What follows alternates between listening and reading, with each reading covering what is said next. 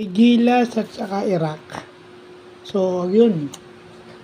Finally, yung gusto kong makita sa Gilas, nagkaroon ng third quarter run na hindi umaasa kay Justin Brownlee kasi halata namang nadedepensahan si Brownlee at pagod ito. Kasi 37 points yung binuo, so tama naman na may iba namang mag-step up. Pero natutuwa ako at nanalo yung Gilas over Iraq. Nasa quarter finals na tayo, at least hindi na sayang yung ating pinaghirapan, quarter finals. Ang makakalaban nata is yung host country, yung Saudi Arabia or Jordan. Hindi lang natin alam schedule, sana mapanood pa natin sa Monday ng gabi ata yan. So sana mapanood ko, or kung hindi sa highlights na lang. But you know, si Dwight, no? Yung si Dwight medyo, at least ngayon medyo, yung start ni Dwight medyo maaga. Nagkaroon siya ng momentum. At yun na nga, hindi ko alam ang rule ng FIBA Asia kung bakit hindi pwede magdala ng reserve.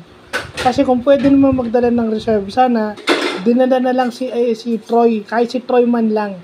Big man ang kailangan natin, so sana kahit si Troy Rosario sinama.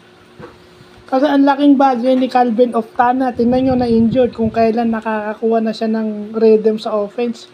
Napilayan pa.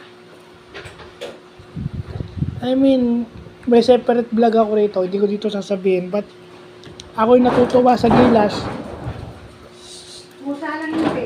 Natutuwa sa Gilas sa Tanalo versus Iraq.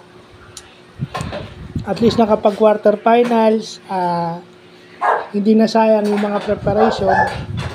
Talagang kulang lang sa preparation time tsaka sa practice time. Kulang sa tune-up games. Although kabisado nila yung system, but hindi naman every game na nasa ganung sistema yung players. Diba? So yun yung nakikita nyo, yung mga nakita nyo sa laro ngayon at saka yung laro ng Gilas so far is the byproduct of politics in Philippine basketball. So, ako, yun lang ang iiwan ko. Ano ba talaga ang commitment nyo? National team pride or business? Diba? Kasi napapaboran nyo yung business pero nasa-sacrifice nyo yung honor ng mga Pilipino as a nation.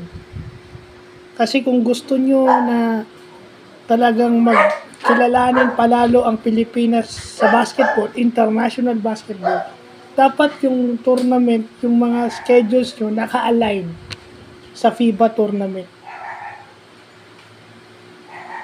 Yun lang masasabi ko dyan. So, yun lang pa.